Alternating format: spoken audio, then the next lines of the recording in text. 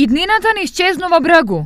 За 10 години од близу 20.000 бројот на ученици се намалил на 13.000. Ова е пат на бројот на ученици за дури 7.000. Ако се има предвид дека годишно во септември во училишните клупи седнуваат околу 1200 до 1500 превачиња, намалувањето на бројот на ученици за 7.000 е исто како за период од 3 години. Ниту едно дете да не тргне во прво оделение на целиот исток. Во просек, бројот на ученици во сите општини е намален за 30 до 45%. Во Зрновци намалувањето на ученици е за 46%, односно од 366 на 260. Во Чешиново Облешево 44% или од 826 на 580. Македонска Каменица од 1053 на 591.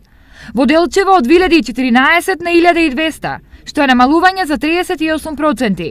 Во отсуство на официјална анализа за причините за намалување на бројот на ученици, народот со своја логика зошто децата ги нема.